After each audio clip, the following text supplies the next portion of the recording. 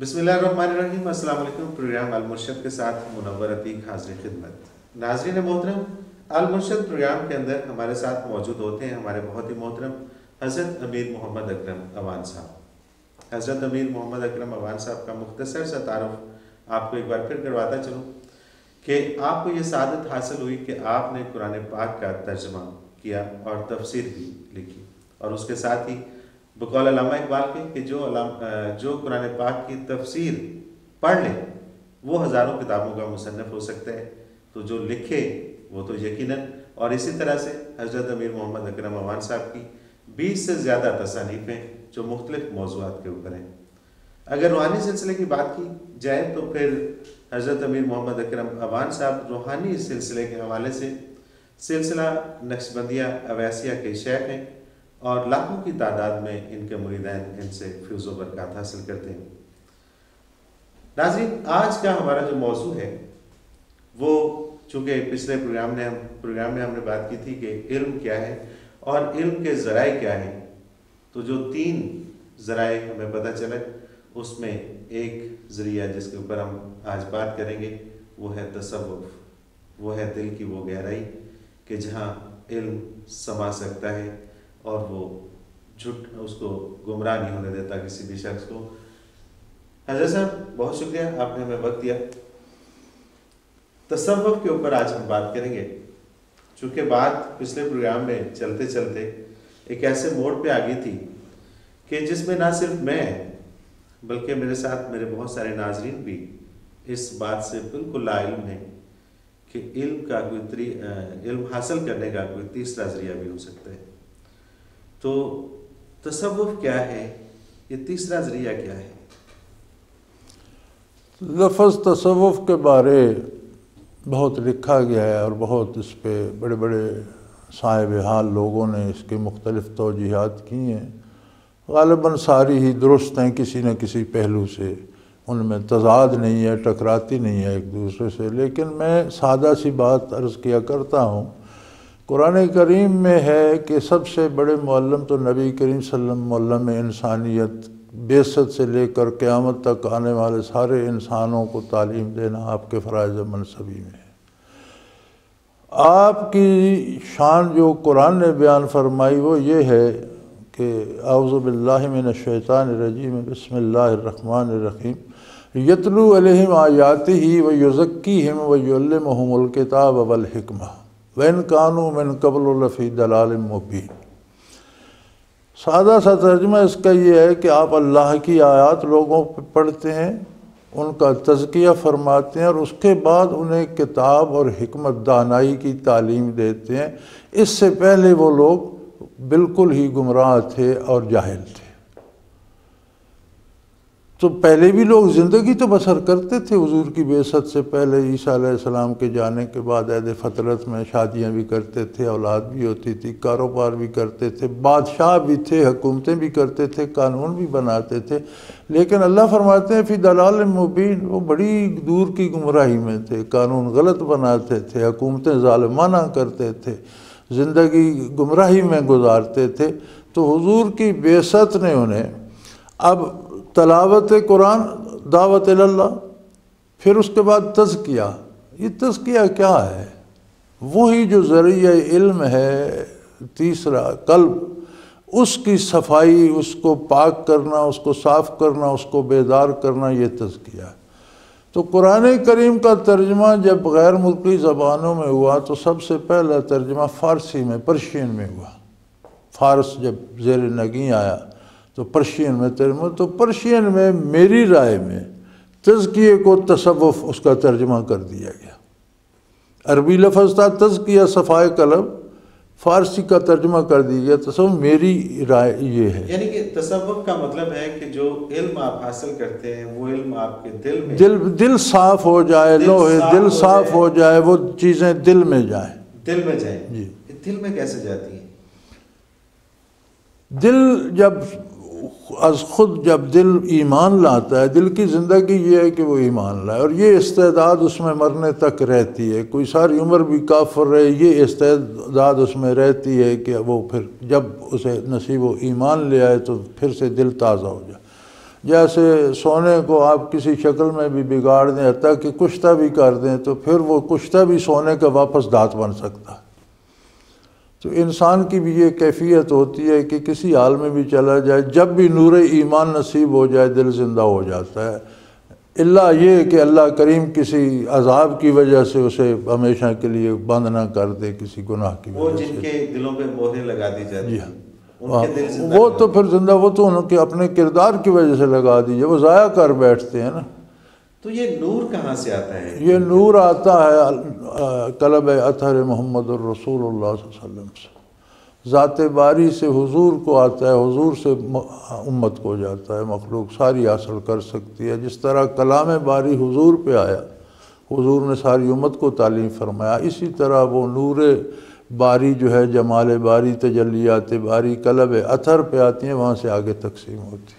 کیا طریقہ ہے اس کو تقسیم کرنے کا؟ جو بھی کیونکہ ہم یہ دیکھتے ہیں کہ پچھلی دفعہ جو ہم نے ڈسکس کیا تھا اس میں ہم نے 3 ذرائع علم حاصل کرنے کے، جس میں دیکھ کے، سن کے اور پھر یہ قلب سے، تو قلب کے اوپر جسے بھی نور ایمان نصیب ہوتا ہے یا جو بھی کلمہ پڑھتا ہے شعور کے ساتھ قبول کرتا ہے، اس کا تعلق قلب اطہر سے بن جاتا ہے، اس میں نور آنا شروع ہو جاتا ہے، خود بخود نور آنا شروع۔ کلمہ پڑھنے سے، اسلام قبول کرنے سے وہ تعلق جڑ جاتا ہے، آپ کی تار جڑ جاتی ہے۔ اب اس میں جب آپ کردار ہے آپ کا، اگر جتنا وہ بہتر ہوتا ہے اتنا وہ زیادہ ہوتا جاتا ہے، جتنی غلطیاں ہوتی ہیں اتنی اس میں کمی ہوتی جاتی ہے۔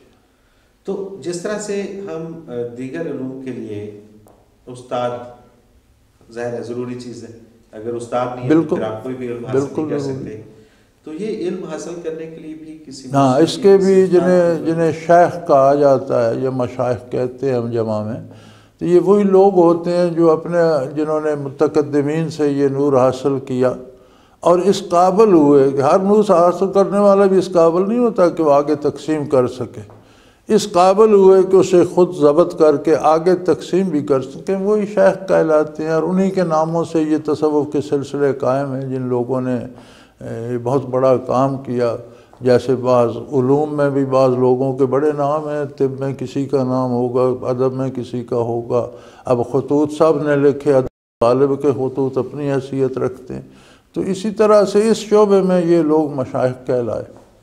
اچھا، یہ جو مشائخ ہیں ان کا تو ایک سلسلہ چلتا آ رہا ہے اور یہ نور ٹرانسفر ہوتا جا رہا ہے دلوں میں، جو اس سلسلے سے وابستہ نہیں ہے وہ کس طرح سے نور حاصل کر سکتے ہیں؟ وہ اپنے جو ان کا جتنے اعمال ان کے صحیح عقیدے کے ساتھ شریعت کے مطابق ہوں گے تو ہر عمل کے بدلے نور تو حاصل ہوتا رہے گا۔ یہ تو ہے نا، وہ زندہ رہنے کے لیے تو وہ بھی کافی ہے، یہ تو ہے کہ پھر اسے بہت نعمت مل جائے۔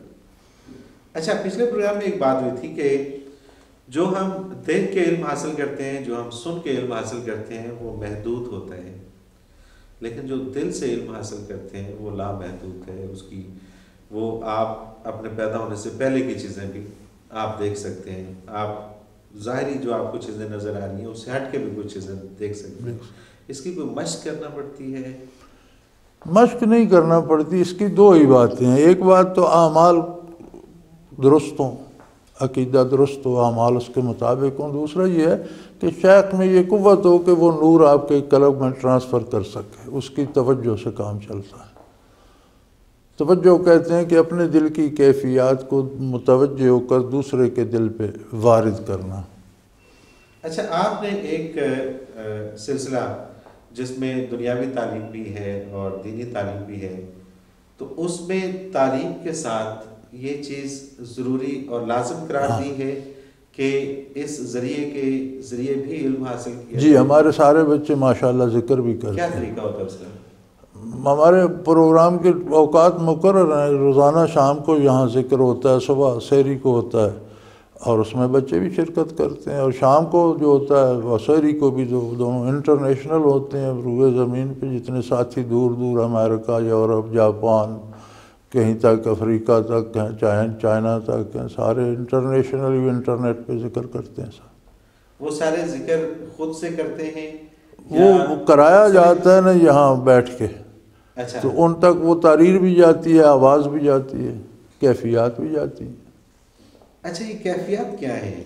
فیلنگز آپ ڈیفائن نہیں کر سکتے فیلنگز کو الفاظ میں۔ اچھا اس کو ڈیفائن نہیں کیا جا سکتا؟ فیلنگز ہوتی ہیں، فیل کی جا سکتی ہیں، ڈیفائن نہیں کی جا سکتی۔ آپ اس طرح اندازہ کر لیں غصہ ایک فیلنگ ہے، آپ غصے کو کیسے ڈیفائن کریں؟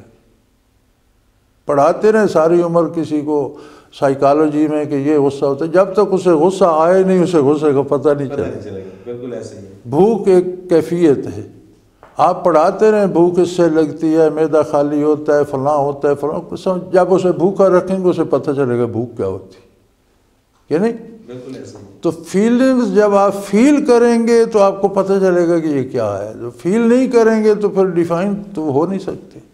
تو پاکستان میں کتنے لوگ ہیں جو یہ کام کر رہے ہیں کہ جو اس علم کو آگے ٹرانسفر کر رہے ہیں؟ جتنا یہ خانقاہی نظام ہے، جتنا بھی پاکستان، ہندوستان، یہ دنیا بھر میں، اس کا بیسک کام تو یہی ہے کہ وہ اس نور کو عام کریں۔ اب وہ صحیح کر رہے ہیں یا نہیں کر رہے یہ تو اللہ ہی بہتر جانے، کتنے لوگ صحیح کر رہے ہیں کتنے بار۔ یہ سارا جتنا خانقاہی نظام ہے یہ ہے ہی اس کلب سے ریلیٹڈ، اور یہ اس کا مرشد کا مطلب ہی یہ ہے کہ وہ اپنا اس کا قلب اس نے روشن کی اور دوسرے کا روشن کرتا ہو۔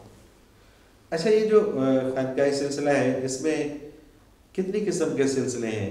جس طرح سے نقشبندیہ ہے، گزارش یہ ہے جی دیکھیں نا قرآن کریم نے مطلق ذکر کا حکم دیا ہے اور دل کو روشن کرنے، دل سے ذکر کرو اس کا حکم دیا ہے۔ اب جس طرح نماز کے طریقے مقرر ہیں کہ یوں نیت ہوگی، یوں قیام ہوگا، یوں رکوع، یہ پابندی ذکر پہ نہیں ہے۔ ذکر پہ صرف یہ ہے کہ دوسرے کو ڈسٹرب نہ کرو، شور نہ کرو، اپنے دل میں ذکر کرو۔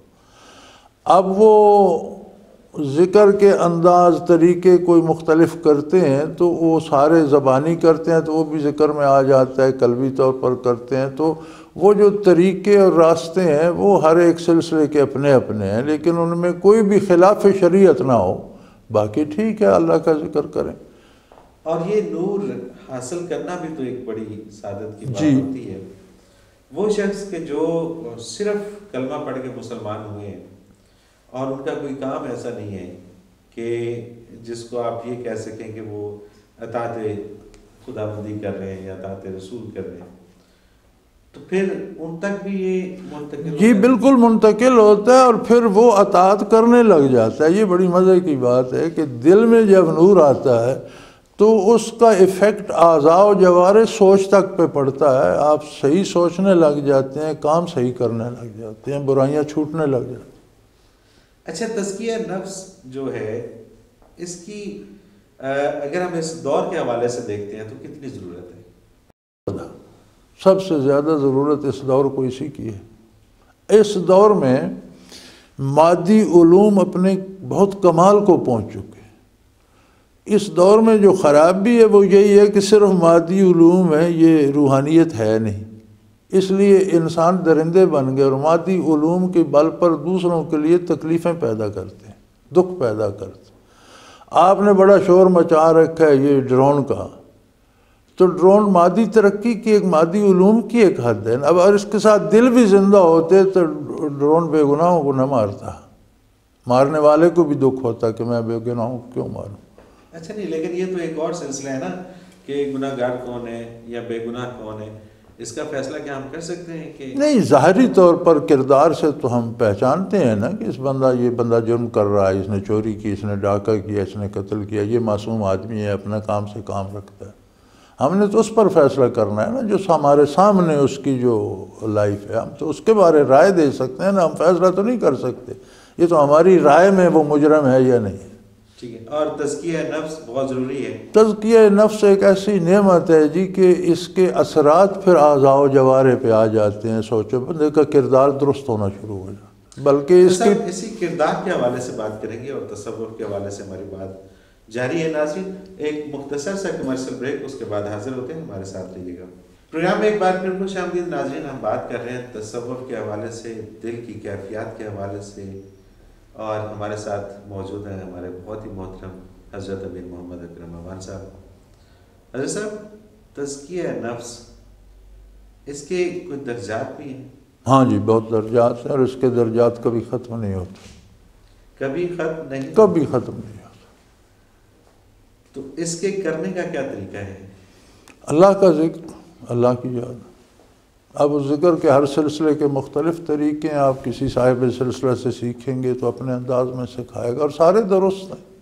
اچھا، وہ جو دوسرے سلسلے کے لوگ سکھاتے ہیں وہاں پر بھی مشائخ ہوتے ہیں یا وہاں جی، پر ان کے بھی مشائخ ہوتے ہیں، وہ تو سلسلہ، وہ تو طریقہ ایک ہی ہے نا، سارے مطلب آپ دل کو صاف کرنے کے، وہ کہتے ہیں جی یہ تسبیح پڑھو، پھر اس کے بعد زبانی اللہ اللہ کرو، پھر اس کے بعد دل سے کرو، جاتے آخر سارے قلبی ذکر پر ہے۔ اب کسی کے پاس قوت ہے، وہ بیٹھ کے توجہ دیتا ہے، کہتے تم قلب پہ خیال کرو، تمہارا قلب روشن کر دیتا ہوں، تو یہ الگ بات ہے، مختلف طریقے ہیں، لیکن مقصد سب کا دل کو روشن کرنا ہے، دل میں فیلنگز اور احساسات پیدا کرنا ہے۔ اچھا، اس میں ایک اور چیز ہے حضرت صاحب کہ ہم یہ دیکھتے ہیں کہ کل تزکیہ نفس، اور اگر آپ کا دل صاف ہو گیا تو ظاہر ہے کہ یہ ایک عام آدمی بھی سمجھ سکتا ہے کہ ایک اتنی بڑی تبدیلی آئے گی جو ظاہر ہے کہ کسی انقلاب سے نہیں آ سکتی جی، کہ جب کرپشن ختم ہو جائے گی، جب آپ ایک دوسرے کے لیے ہمدردی اور جذبات آپ کے ایسے ہوں گے کہ آپ دوسرے کا خیال رکھیں گے، کسی کا حق نہیں مانیں گے، تو آٹومیٹکلی ایک تبدیلی آئے گی۔ اس اتنی بڑی تبدیلی کے لیے، اب چھوٹی چھوٹی تبدیلیوں کے لیے تو بڑی بڑی پارٹیاں بن جاتی ہیں، لیکن اتنی بڑی تبدیلی کے لیے کیا کوئی منظم جماعت ہے؟ گزارش یہ ہے کہ اس شعبے میں ایک بہت حادثاتی عمل ہوا ہے، اور وہ یہ ہے کہ ایک بہت بڑا کوئی کامل شیخ تھا، ولی اللہ تھا، اس سے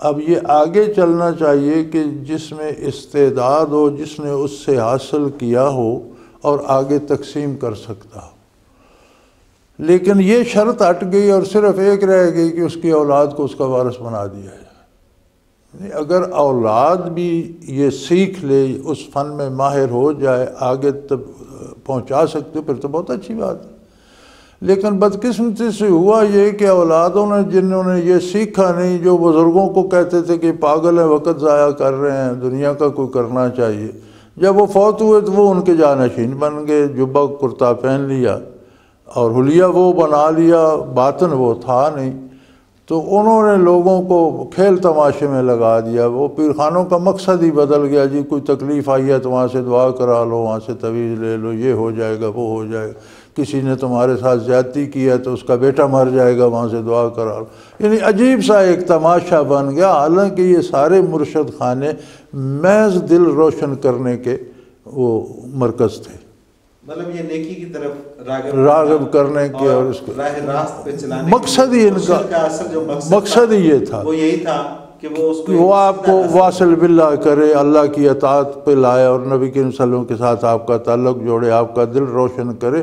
اور ایک حضور نے دعا کی تھی کہ اللہم ربنا ارنا حقیقت الاشیاء او کما قال رسول اللہ صلی اللہ علیہ وسلم، کہ اللہ ہمیں چیزوں کے حقائق سے آگاہ فرما، یعنی جو ہم عمل کرتے ہیں یہ بھی ایک چیز ہے نا، اس کا نتیجہ یہاں کیا ہوگا اور یہاں سے بعد آخرت میں کیا ہوگا، اللہ ہمیں وہ علم دے۔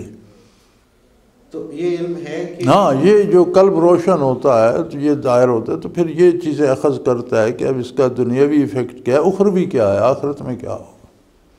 اور یہ لوگ تو پھر یہاں تک چلے جاتے ہیں نا، البریز ایک مشہور کتاب ہے تصوف کی، تو وہ خود پڑھے لکھے نہیں تھے، ان کے ایک مرید تھے، وہ لکھتے تھے جو ارشاد فرماتے، حضرت علی الدباغ اپنے وقت کے صاحب عہدہ ہوئے ہیں، غوث ہوئے ہیں، بہت بڑے ولی اللہ ہوئے ہیں، تو ان کو آخری واقعہ، اس میں اتنی بڑی کتاب ہے، اب اردو میں بھی ترجمہ ہو چکی ہے، تو آخری واقعہ انہوں نے یہ لکھا ہے کہ میں نے شیخ سے کہا کہ ہمارا گورنر بڑا ظالم تھا لیکن بادشاہ نے اسے معزول کر دیا، اللہ کا شکر ہے۔ تو انہوں نے میری طرف دیکھ کر فرمایا، یار اس کے لیے دوزخ میں جو عذاب بن رہے تھے وہ تو اسی طرح بن رہے ہیں، تم کہتے ہو معزول ہوتا تو وہ رک جاتے۔ تو آگے وہ لکھتے ہیں کہ افسوس کہ بادشاہ نے اسی روز اس کو پھر بحال بھی کر دیا۔ اب اس شیخ نے آخرت کو دیکھ کر بتایا کہ آخرت میں اس کی جو سزائیں بن رہی تھی وہ تو ویسے بن رہی ہیں. تم کہتے ہو معزول ہو گئے، تو اس نے کہا جب میں باہر گیا تو پتہ چلا کہ بادشاہ نے اسے بحال کر دیا. وہ ظلم کرتا تھا، اس کے لیے آخرت میں کیا تعمیر. اب اس شیخ نے اس حوالے سے بات کی کہ یار تم کہتے ہو معزول ہو گئے تو اس کے عذاب تو ویسے ہی بن رہے ہیں. یعنی کہ ان کی وہ نظر تھی کہ انہوں نے، تو اس کے لیے یہ جو عمل ہوتا ہے دل روشن کرنے کا یا دل کے اندر ذکر الہی کرنے کا، اس کے ساتھ ایک مراقبہ ہوتا ہے. جی مراقبہ یہی ہوتا ہے کہ میں نے جتنی دیر محنت کی ہے اس سے جو کچھ وصول ہو رہا ہے اب اسے دل میں جذب کروں. دیکھیں نا، ہمارے عقیدہ بھی ہے، ہم مانتے بھی ہیں، آخرت کو بھی مانتے ہیں، لیکن ایمان سے کہیے کیا ہم احتراماً ہی مانتے ہیں نا؟ ہمیں یہ یقین تو نہیں ہے کہ ایسا ہوگا بھی.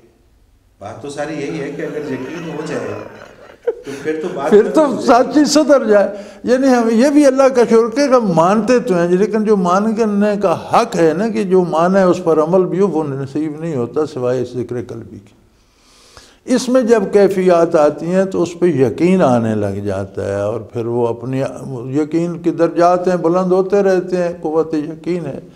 اور پھر اللہ کریم مشاہدات دے دی تو یہ اس کی عطا ہے. اب وہ شیخ نے تو اب دیکھیں نا، عجیب بات نہیں ہے کہ اس نے آخرت دیکھ کے اندازہ لگا. تم کہتے ہو معزول ہے، یار اس کے تو اس طرح سے سزا بن رہی ہے. معزول ہو جاتا تو ختم ہو جاتی، گناہ چھٹ جاتے اس سے. جو بحیثیت گورنر جو جرائم کر رہا ہے وہ تو نہ کر سکتا. اچھا، اس میں یہ بھی ہے کہ شیخ جو ہوتا ہے وہ یہاں پہ بیٹھ کے وہ دیکھ سکتا ہے کہ قبر کے اندر، کس قبر کے اندر کیا گزر رہی ہے. یہ ضروری نہیں ہے. اسے کہتے ہیں مکاشفات و مشاہدات، اور یہ ضروری نہیں ہے. اللہ جسے چاہے عطا کر دیتا ہے، اور وہ اس کے لیے اور رہنمائی کا سبب بن جاتے ہیں اور استقامت کا سبب بن جاتے ہیں. یہ ضروری نہیں ہے لیکن یہ ہوتا ہے. قبر کا حال پتہ چلتا ہے. بالکل ہوتا ہے. قبر والے سے بات ہو سکتی ہے، قبر کا حال نظر آ سکتا ہے، پوچھا جا سکتا ہے، بتایا جا سکتا ہے. اچھا، اس میں مستقبل بھی نظر آ جاتا ہے کہ آنے والا کل کیسا ہوگا. مستقبل کا بھی اندازہ ہو جاتا ہے لیکن قطعی نہیں. قطعی نہیں. اکثر چیزیں ویسی ہوتی ہیں جیسے وہ فرما دیتے ہیں لوگ.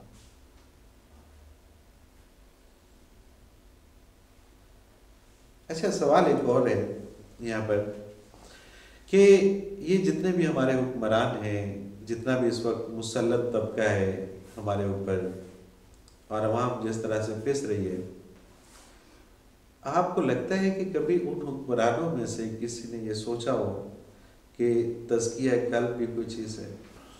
ہمارے مسلمان حکمران جو ماضی میں تھے ان میں اکثر ایسے تھے جن کا تذکیہ، جو باقاعدہ ذاکر تھے. شمس الدین التتمش، اورنگزیب عالمگیر جیسے عظیم انسان. یہ وہ لوگ تھے جو خود ذکر کرتے تھے، اللہ اللہ کرتے تھے اور صاحب حال تھے. اب آپ دیکھیں شمس الدین التتمش کے خواجہ بختیار الدین کاکی رحمۃ اللہ علیہ شیخ تھے. وہ جب فوت ہوئے تو انہوں نے وصیت کی کہ میرا جنازہ وہ بندہ پڑھائے جس نے کبھی عصر کی سنتیں بھی نہ چھوڑی ہوں اور کبھی بغیر وضو کے آسمان نہ دیکھا ہو اور کبھی کوئی نماز قضا نہ کی ہو.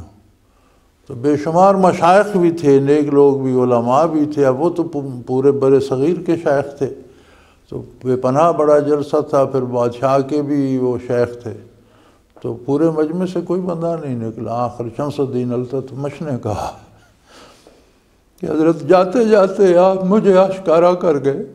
اس نے جنازہ پڑھایا. سبحان اللہ. تو ایسے بھی تو حکمران ہوئے. اب یہ الگ بات ہے کہ ہمارا ٹی وی مسلمان حکمرانوں کا ہی مذاق اڑاتا ہے، لیکن مسلمانوں میں بڑے بڑے شاندار حکمران ہوئے ہیں، بڑے بڑے منصف اور بڑے بڑے جرأت مند. بلکہ تاریخ ایسے دوسرے حکمران پیش نہیں کر سکتی جیسے مسلمان حکمران تھے. مطلب جن کی پیروی ہم کر رہے ہیں جی بیسیکلی وہ کبھی پستی میں تھے جی، اور جن کا ہم مذاق اڑاتے ہیں وہ ہمارے لیے مثال ہونے چاہیے اور ہمیں ان کے اس. اب دیکھیں نا، اورنگزیب عالمگیر کا جو ملکی قانون تھا وہ آج بھی اس پہ لوگ فتوے دیتے ہیں، فتاوی عالمگیری. یہ لا تھا بر صغیر کا. وہ ایک کتاب بن گئی فتاوی عالمگیری، عالمگیر کے نام سے، کہ کس کام کا کیا فیصلہ کیا جائے۔ تو آج بھی علماء اس پہ فتوے دیتے ہیں، حکمران کیوں نہیں اپناتے اس کو؟ یہ تو بنگالہ سے لے کر کابل تک اور دکن سے ہمالیہ تک قانون نافذ تھا، اس کی کتاب ہے۔ اچھا حضرت صاحب، داتا علی اجمیری رحمۃ اللہ علیہ اپنی کتاب کشف المجہول میں لکھتے ہیں کہ انسان جتنی مرضی نیکیاں کر لے، جتنی مرضی عبادت کر لے، جب بھی گناہ اسے اپنی طرف کھینچتا ہے، وہ اس کی طرف کھینچا جاتا ہے، صرف ایک چیز ہے جو اسے گناہ سے بچا سکتی ہے، اور وہ ہے عشق۔ تو یہ تصوف عشق کے قریب ہے؟ اصل عشق ہے ہی تصوف،